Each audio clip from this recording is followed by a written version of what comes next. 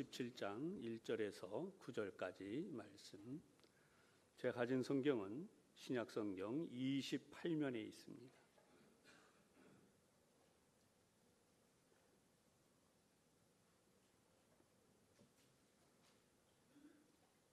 다 찾으시면 우리 한 목소리로 함께 봉독하도록 하겠습니다. 마태복음 17장 1절에서 9절까지 말씀입니다. 시작. 엿새 후에 예수께서 베드로와 야고보와 그 형제 요한을 데리시고 따로 높은 산에 올라가셨더니 그들 앞에서 변형되사 그 얼굴이 해같이 빛나며 옷이 빛과 같이 희어졌더라. 그때에 모세와 엘리야가 예수와 더불어 말하는 것이 그들에게 보이거늘 베드로가 예수께 여쭈어 이르되 주여, 우리가 여기 있는 것이 좋사오니 만일 주께서 원하시면 내가 여기서 초막셋을 짓되 하나는 주님을 위하여, 하나는 모세를 위하여, 하나는 엘리야를 위하여 하리이다. 말할 때에 호련히 빛난 구름이 그들을 덮으며 구름 속에서 소리가 나서 이르되 이는 내 사랑하는 아들이요 내 기뻐하는 자니 너희는 그의 말을 들으라 하시는지라. 제자들이 듣고 엎드려 심히 두려워하니 예수께서 나와 그들에게 손을 대시며 이르시되 일어나라 두려워하지 말라 하시니 제자들이 눈을 들고 보매 오직 예수 외에는 아무도 보이지 아니하더라. 그들이 산에서 내려올 때에 예수께서 명하여 이르시되 인자가 죽은 자 가운데서 살아나기 전에는 본 것을 아무에게도 이르지 말라 하시니. 아멘. 여기까지 말씀이 먼저 모두에게 큰 은혜가 되시기를 바랍니다. 이제 오늘 우리도 양쪽에 앞에 있는 분들을 축복하도록 하겠습니다. 오늘도 하나님 은혜가 충만하시기 바랍니다. 하나님 은혜가 충만하시기 바랍니다. 오늘은 오직 예수님뿐입니다 라고 하는 제목으로 잠시 은혜를 함께 나누겠습니다. 오늘은 주보에도 수록이 되어져 있지만 예수님의 변화산 사건, 예수님께서 변모하신 모습을 보면서 산상변모주일이라고 하는 이런 특별한 교회력으로 이 주일을 지키게 됩니다. 이스라엘의 이제 성지 순례를 가면 예수님께서 변화하셨던 이 산상에서 변화하셨다. 근데 그 산이라고 하는 곳이 이제 있어요. 거기가 바로 이 다볼산인데 거기에 성전을 지어 놓았습니다. 그런데 학자들이 이 부분에 대해서는 정확히 거기가 변화산이다라고 주장할 수 없다라고 하는 이야기들을 해서 최근에는 가서 성지 순례를 하면서도 이제 이 성경에 대한 부분을 다시 생각을 하게 됩니다. 왜냐하면 다볼산이 그렇게 높지 않아요. 해발 570m 정도. 근데 오늘 성경을 보면 높은 산이라고 나와 있기 때문에 이스라엘의 높은 산은 바로 이 만년설이 덮인 이 헐몬산이라고 하는 정말 높은 산이 있습니다. 해발 2814m. 이 산은 항상 눈이 덮여 있는 바로 그런 것이죠.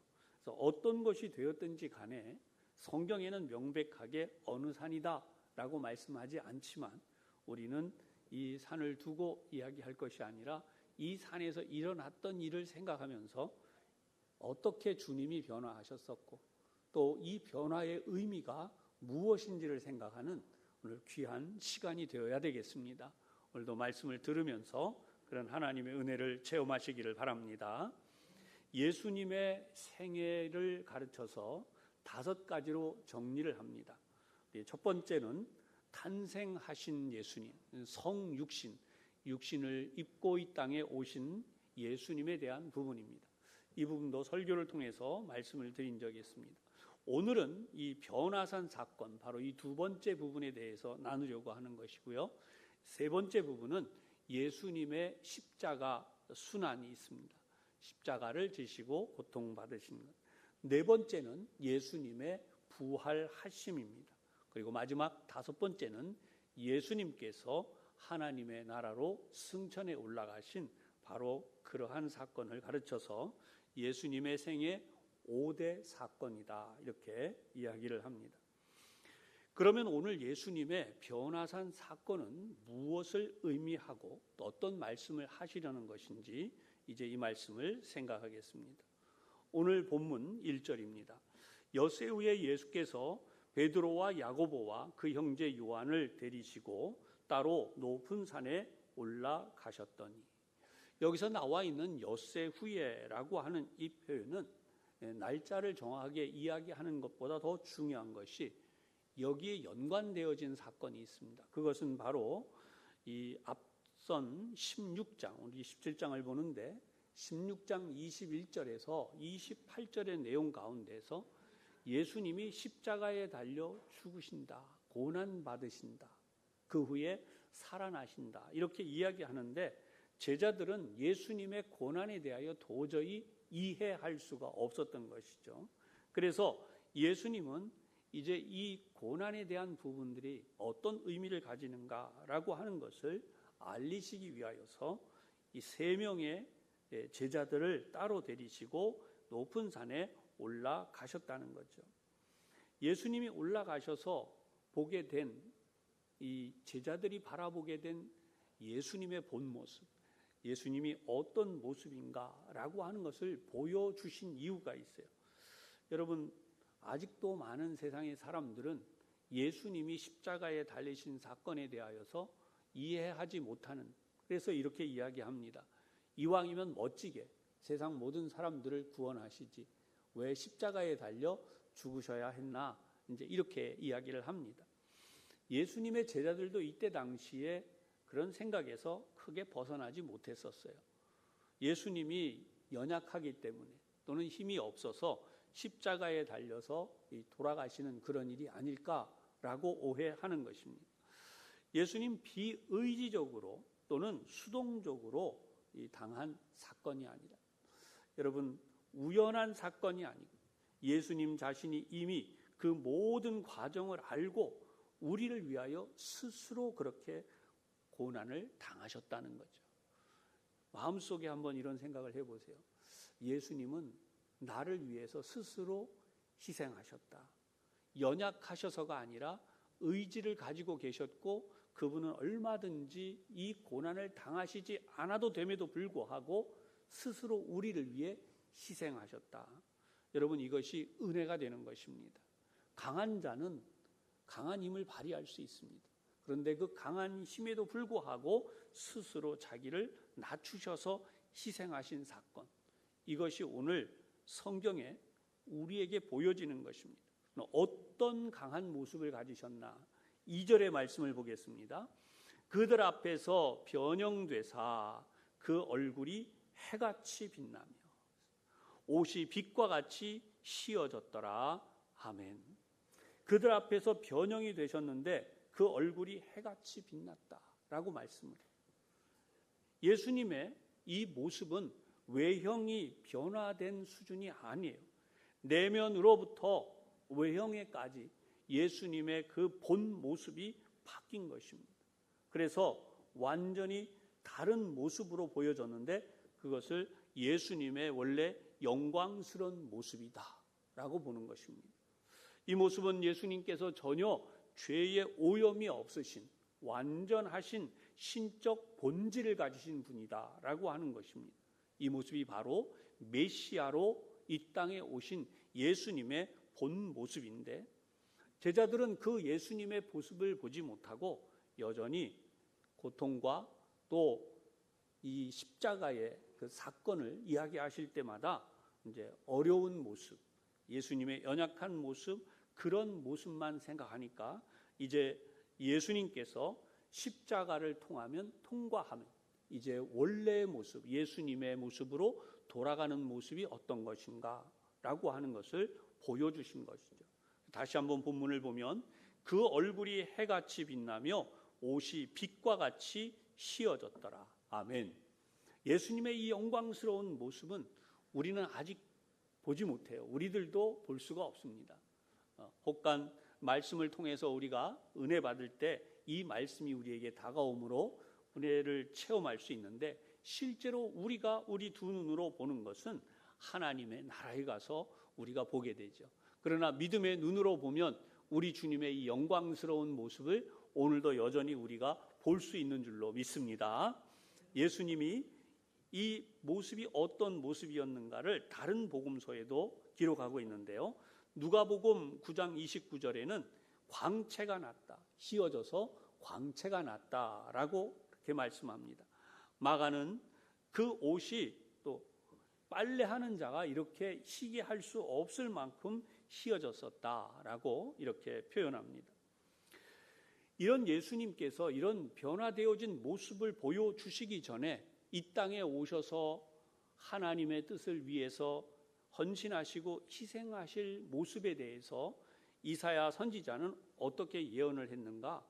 예수님이 마른 땅에서 나온 줄기 같고 고운 모양도 없고 풍채도 없는 모습이었다. 그래서 사람들이 흠모하지 아니할 뿐만 아니라 멸시하고 무시했다라고 기록을 하고 있습니다. 예수님의 본래 모습을 오늘 우리가 잠시 이 성경을 통해서 보고 있는데요. 요한계시록에도 예수님이 변화하신 진정한 모습이 나타나 있어요. 원래 예수님의 모습이 요한계시록 1장 13절에서 16절까지 나타나 있습니다. 촛대 사이에 인자 같은 이가 발에 끌리는 옷을 입고 가슴에 금띠를 띠고 그의 머리와 털의 희기가 흰 양털 같고 눈 같으며 그의 눈은 불꽃 같고 그의 발은 풀무불에 단련한 빛난 주석 같고 그의 음성은 많은 물소리와 같으며 그의 오른손에 7별이 있고 그의 입에서 좌우에 날선검이 나오고 그 얼굴은 해가 힘있게 비치는 것 같더라. 여러분, 이 성경을 보면 이 얼마나 참 우리가 감동적으로 느낄 수 있는지. 그래서 예수님은 가슴에 금띠를 띠신 모습, 이건 왕을 상징하는 것입니다. 예수님은 머리털의 희기가 흰 양털 같으십니다. 이것은 예수님의 빛난 모습, 순결하신 모습을 보여주시고, 예수님의 눈이 불꽃 같다라고 표현한 것은 그 앞에서 우리 인간의 죄가 숨겨질 수 없는 그런 모습이다라고 하는 것입니다. 뿐만 아니라 예수님의 음성이 빛나고 아름다운 음성인데요. 이 예수님의 음성이 우리의 혼과 영과 또 우리의 골수를 찔러 쪼개는 말씀이 됨을 상징하고 있습니다. 해가 힘있게 비치는 것 같다. 이런 모습은 예수님이 지금도 온 세상 그리고 이 땅의 교회들을 통치하시는데 오른손에 7별이 있다고 하는 것은 이 땅에 완전한 교회로 하나님께서 세워가시는 그 능력의 손이 바로 예수님의 손길 아래에 있다. 통치하심이 있다. 이렇게 말씀을 하는 것이죠.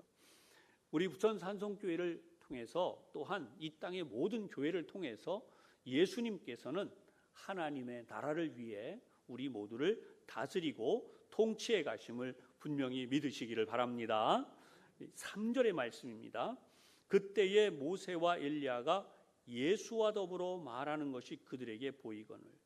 예수님의 모습이 변형된 것도 놀라운데 이 성경을 보면 모세와 엘리야가 예수님과 더불어 말하는 모습이 보였다는 것입니다. 갑자기 제자들의 눈앞에 나타난 이 놀라운 광경에 대해서 분명히 우리들이 이해해야 되는 것이 있는데요. 왜 많은 선지자들, 예를 들면 아브라함도 있고 사무엘도 있고 또 그 다음 이사야 선지자, 또 다니엘 이런 선지자들이 있는데 왜 모세와 엘리야만 나타났는가라고 하는 것입니다. 이 성경을 가르쳐서 율법과 선지자라고 이야기를 하죠. 구약 성경을 그렇게 축약합니다. 이것은 예수님이 구약의 완성자이심을 보여주기 위한 것입니다. 모세는 율법의 대표자입니다. 그리고 엘리야는 선지자의 대표자입니다. 그래서 이 율법과 선지자의 대표가 예수님을 만남으로써 예수님을 통하여서 완성이 되는 거죠. 그래서 메시아의 탄생은 바로 이런 중요한 의미를 가진다라고 하는 것이고요. 두 번째는 예수님이 이 고난을 통해서 고난의 이 어려움을 통하여서 구속의 역사를 완성하실 분이다라고 하는 이런 부분을 강조하게 되는 것입니다. 누가복음 9장 31절에 보면 이 예수님이 이 모세와 엘리야와 더불어 나눈 대화의 내용이 나오는데, 그것이 바로 예수님이 예루살렘에서 고난 받으시는 바로 그 죽으심에 관한 것이었다는 것이. 어떤 내용을 나누셨는지 우리는 알 수 없지만 예수님은 구원의 완성을 위해 이루실 일들을 분명하게 함께 나누셨던 것이죠. 그 예수님이 고난 받으심이 이사야 53장 5절에 나타나죠. 그가 찔림은 우리의 허물 때문이요 그가 상함은 우리의 죄악 때문이라. 그가 징계를 받음으로 우리는 평화를 누리고 그가 채찍에 맞음으로 우리는 나음을 받았도다. 예수님께서 나를 대신하여 저주를 받으셨고, 그리고 이러한 고난을 통하여서 우리가 모든 질병에서부터 나음을 얻는 놀라운 은혜를 받고 구원에 이르게 된 것입니다. 할렐루야. 여러분, 오늘 말씀을 보면서 이런 구원의 역사에 대하여 다시 한번 깨닫고 믿음의 은혜를 체험하시는 우리 모두가 되시기를 주님의 이름으로 축원합니다. 모세와 엘리야가 이렇게 나타나서 예수님과 더불어 대화하는 모습을 보고 베드로 사도가 감동을 합니다. 이 당시에 베드로는 자기 자신이 이렇게 하는 것이 좋겠다라고 해서 오늘 성경 4절에 많은 고백을 하죠. 이렇게 합니다. 베드로가 예수께 여쭈어 이르되 주여 우리가 여기 있는 것이 좋사오니 만일 주께서 원하시면 내가 여기서 초막 셋을 짓되 하나는 주님을 위하여 하나는 모세를 위하여 하나는 엘리야를 위하여 하리이다. 사실 이 부분의 말이 우리는 별로 이해가 되지 않는, 이게 도대체 뭘까? 정말 예수님을 위해서 하는 일일까 정도는 우리 알지만 성경은 이렇게 다른 말씀에 있어요. 누가복음 9장 32절에 보면 누가의 기록은 이렇습니다. 깊이 졸다가 온전히 깨어나. 그래서 이 영광의 광경을 본 뒤에 이제 베드로가 화들짝 놀라서 한 이야기라는 것이에요. 그래서 누가복음 9장 33절에는 자기가 하는 말을 자기도 알지 못하더라 이렇게 기록했고, 마가복음 9장 6절에 보면 그들이 몹시 무서워했다라는 말씀이 기록이 되어져 있습니다. 우리가 하나님의 말씀을 통해서 알 수 있는 중요한 것은 여기에 나타나신 예수님의 원래의 모습, 인간으로서는 그 모습을 감히 볼 수 있는 것이 아니라는 거죠.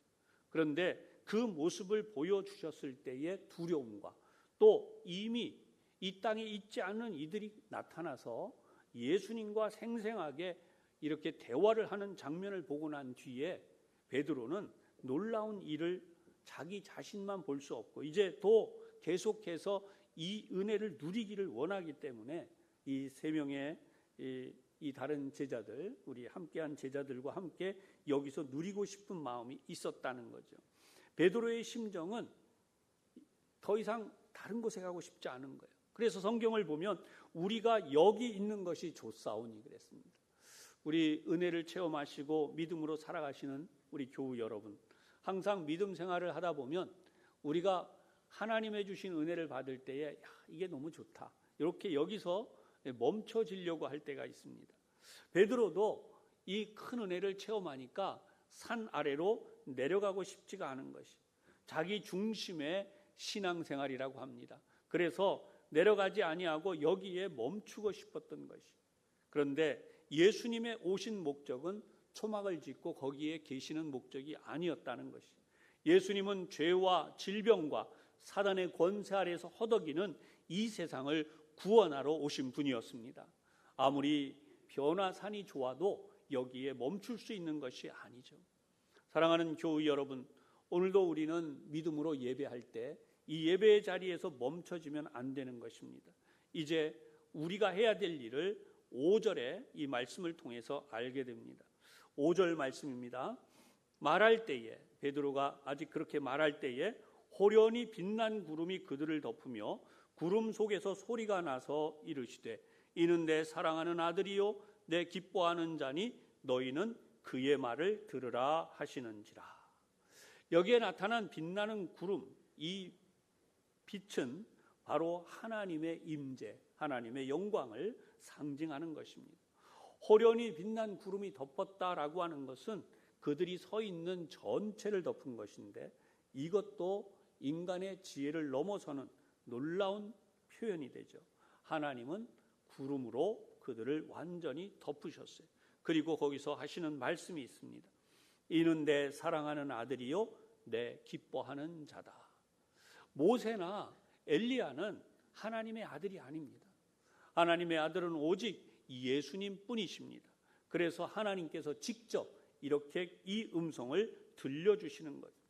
그래서 제자들의 입을 다물게 하시고, 특히 베드로가 말하고 있는 그런 말이 아니라 이제는 직접 예수님이 하시는 말씀을 들어야 한다라고 하나님께서 친히 알려주신 것입니다. 사랑하는 여러분, 오늘 기독교 복음에 대하여 참 많은 말들이 있습니다. 과연 예수를 꼭 그렇게 믿어야 되냐? 예수만 믿어야 천국 가느냐? 예수님만 믿어야 된다고 하는 것은 독선이다. 수많은 그런 이야기들이 우리 사회 속에 많아져 갑니다. 특히 교회 복음에 대하여 의심을 품고 말하는 이들은 독선적이라고 하는 말까지 사용을 하죠. 그런데 디모데후서 4장 3절에서 4절에는 이 말씀이 있어요.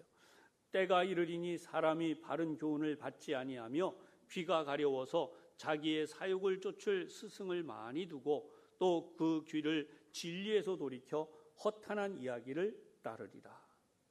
예수님만 말씀만 따라야 돼요. 너희는 저의 말을 들으라.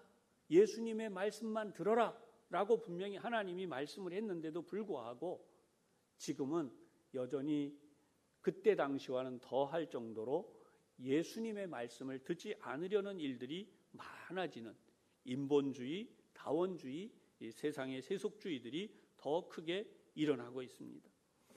우리가 예수님께로부터 들어야 하는 말씀이 무엇입니까? 예수님은 우리에게 놀라운 선언을 하셨어요. 누구든지 나를 따라오려거든 자기를 부인하고 자기 십자가를 지고 나를 따를 것이다. 아멘. 교우 여러분, 여러분들이 주님을 따라가기 위해서 여러분들을 부인할 수 있기를 바랍니다. 여러분이 여러분의 십자가를 지고 예수님을 따라가실 수 있기를 바랍니다. 그럴 때 우리 주님이 말씀하신 대로 우리에게 이루어지시는 하나님의 큰 은혜를 체험할 것입니다. 십자가의 희생, 십자가의 헌신, 예수님은 바로 이 일을 위해서 이 땅에 오셨고 그 예수님의 십자가를 지심을 통하여서 우리에게 주시는 놀라운 은혜, 구원의 역사가 일어나게 된 것을 분명히 믿으시기를 바랍니다.